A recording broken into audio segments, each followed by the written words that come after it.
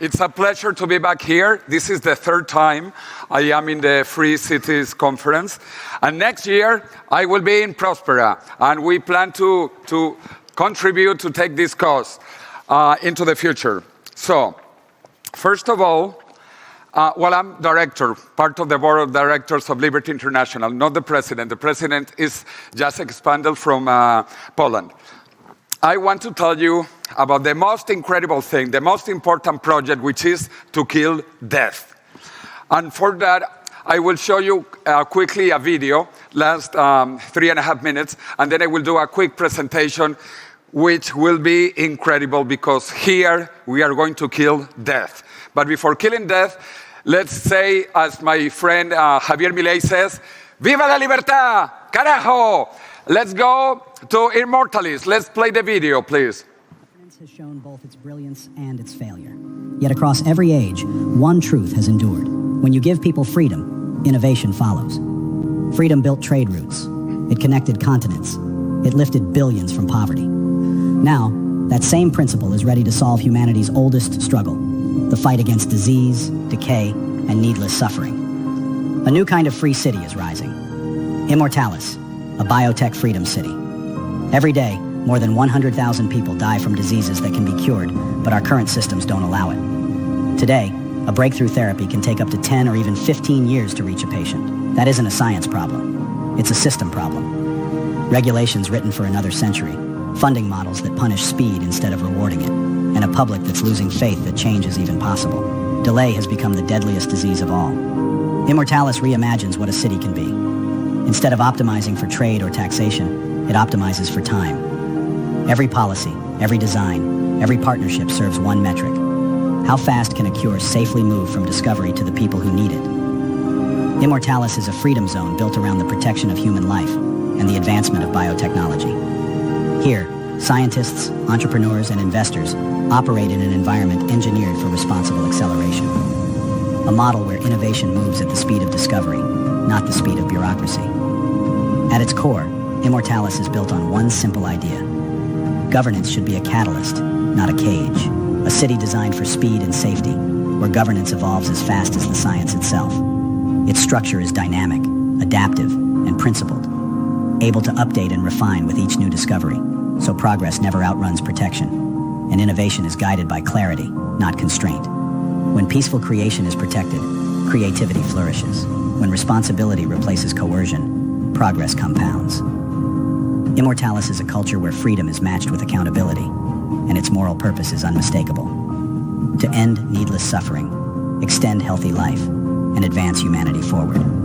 Immortalis will be the first node of a global network, a prototype for cities that unite, not just for prosperity, but for the preservation and elevation of human life itself. From North America to South America and beyond, new sister cities will form, each advancing shared pipelines of health, technology, and progress. Together, they will define the next era of civilization, where progress is measured in years of life returned to the people. For decades, free cities proved what could happen when economics is freed. Immortalis now shows what can happen when science is freed. It unites the builders who design new jurisdictions, the scientists who heal, the investors who accelerate, and the citizens who believe that freedom can serve a higher purpose. Each breakthrough will become proof that freedom is not only efficient, it's compassionate, that liberty, aligned with purpose, can heal the world. Immortalis stands as a new archetype for cities, a city that doesn't just promise freedom, it proves what freedom can do. A city designed to cure, to extend life, to remind the world what freedom is for. Because when freedom is engineered for good, it doesn't just create possibility, it creates prosperity. Immortalis, the city that cures, where freedom heals. So join Immortalis, which will be the first free city dedicated to immortality, to curing aging and diseases. I work with many different groups, but today we are presenting publicly and also to our friends connecting overseas, internationally, to talk about Immortalis. But first of all, I love Benjamin Franklin, but he was very wrong with this phrase. He said that there are only two things certain in life, death and taxes, and I hate taxes and I hate death even more.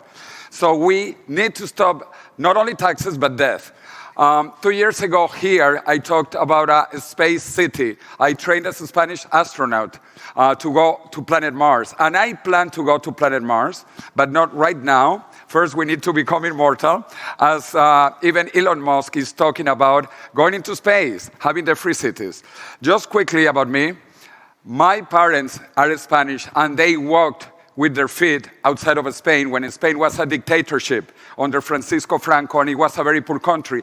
And they moved to the wealthiest and most democratic country in South America that at that time was Piccola Venezia, Venezuela. I was born in Venezuela, even though my family is Spanish. And I have very good friends, but the situation in Venezuela now is horrible. As you probably know, we have a totalitarian, communist, criminal, assassin regime. And 9 million Venezuelans are outside Venezuela. And this is the biggest humanitarian crisis in the world today. Nothing compares to what is happening in Venezuela. A third of the population has left the country. But I'll tell you also something that makes me very hopeful. My childhood friend, Maria Corina Machado, just got the Nobel Prize in Peace. And she was elected president of Venezuela, and she will be president of Venezuela, hopefully soon. With Liberty International, we organize events also globally, and I want to invite you. Next year, we have our conference also in Nepal. This year, we had it in Argentina with my dear friend, Javier Milei. Actually, we gave him a prize, the Liberty Prize of Liberty International, and you can see it was covered in all media in Argentina, in Spain, everywhere. And also, I organized the Immortality Conference in Spain. All of you are welcome. October 1st next year. October 1st, which is International Longevity Day, and we have 2 days of tours, 2 days of conferences. And we killed death. Actually, all media covered us, because my goal in life is to kill death before death kills me. That's my only goal now, to kill death before death kills me. So let's find death. Let's find death, and let's try to kill death. Okay? So, death, I'll fight with you.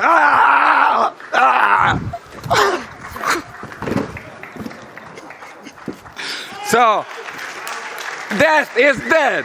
Death is dead.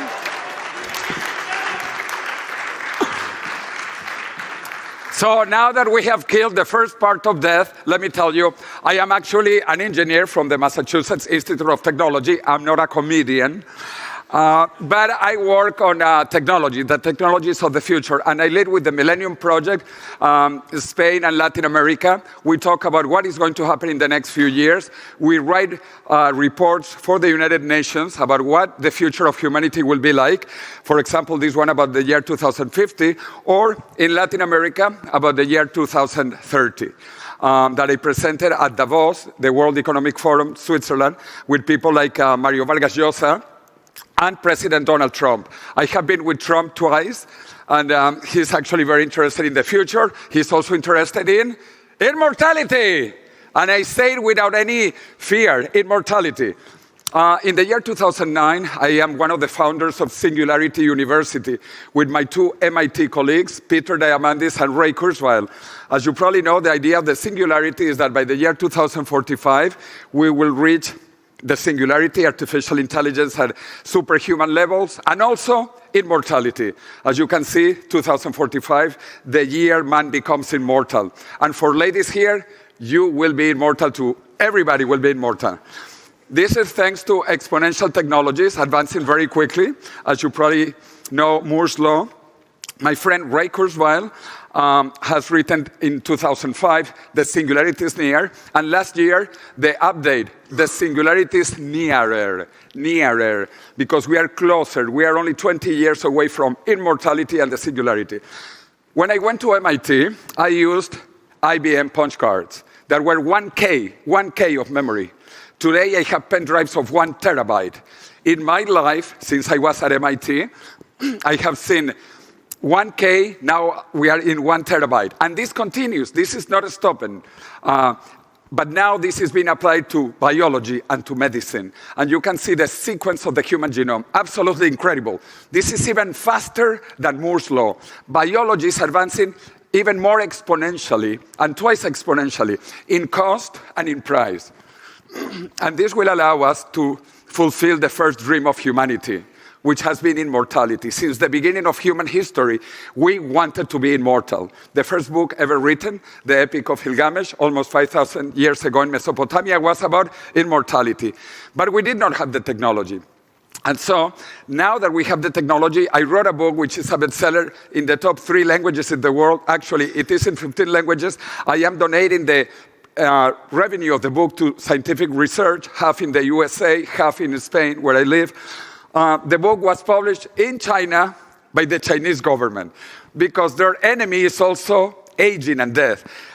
The pyramid of China is inverted now, and the population of China has been declining for the last 2 years. And China will lose 700 million people by the end of the century unless we stop it. The projections are horrible. As you can see, China is going to go to number 3. But again, this will not happen because Xi Jinping and Vladimir Putin have read my book. In fact, this is not a joke. As you know, probably 2 months ago, they were caught by a Reuters microphone talking about immortality. In fact, I was invited by the vice president of Russia to present the second edition of my book in Moscow, as you can see, and also, as I mentioned, in China and in Korea. But there is someone, because I don't like Xi Jinping or Vladimir Putin too much, but someone that I love is Javier Milei. And Javier Milei is not only the first libertarian president, he's the first immortalist president in history. And he has said publicly in La Nación that my book is his favorite book. La muerte de la muerte, the death of death. If you're interested, I have a few copies of the book, not of the tie, only the book, if you're interested. Why? Because now we know that aging is a curable disease, it's a curable condition. In fact, in the last 20 years, we have been able to multiply by 2 lifespan of mice, by 4 lifespan of mosquitoes, and by 10 lifespan of worms. We have worms that live the equivalent of 1,000 human years. And also we know immortality already exists in biology, and cancer cells discover it every day. Cancer cells are mutant cells that stop aging. Cancer cells discover immortality every day. But not only cancer cells are immortal, also germ cells, the most important cells in the body for reproduction, they are also biologically immortal, which means that they do not age. It doesn't mean they don't die, because they die if you kill them, or when the body dies, the germ cells in the body die, but they don't age. Immortality already exists in biology. There are actually many small organisms like hydras and jellyfish, in fact, the immortal jellyfish, that do not age. They are biologically immortal. And the first life forms of the planet, bacteria with round chromosomes, do not age. For 3 billion years, there was no aging in the planet. 3 billion years. The biggest history is immortality, as my friend Aubrey de Grey has been talking about, and he was called a charlatan. By MIT Technology Review, in 2005, they said he was a charlatan. In 2019, they apologized, and they said, Aubrey de Grey is right. We are close to curing aging. Look at the change of mentality. As the German philosopher Arthur Schopenhauer said, all truth goes through 3 stages. In the first stage, it is ridiculed. In the second, it is violently attacked, opposed. But finally, it is accepted as self-evident. I want all of you to remember today and take pictures today and look at those pictures in 2045, when we will be younger than today. In 2045, I plan to be younger than today. As my friend Ray Kurzweil talks about it, immortality in the next 2 decades, all the companies,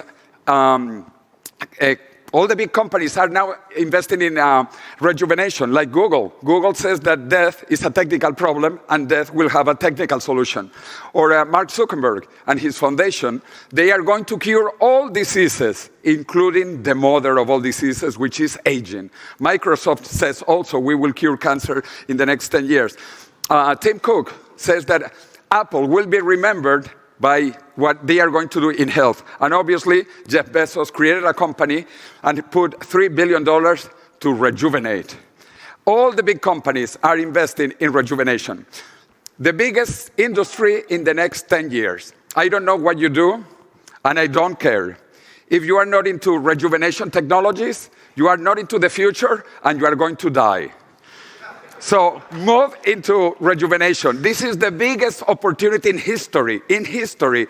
It began in millions of dollars. Right now it's in billions of dollars, and soon it will be in trillions of dollars. As my friend Peter Diamandis said, when we announced the largest prize in human history in Saudi Arabia, the X prize for biological rejuvenation, the goal is that by December 2030, we will be able to rejuvenate between 10 and 20 years people above age 50. Between 10 and 20 years. This is the biggest prize ever in history, $101 million.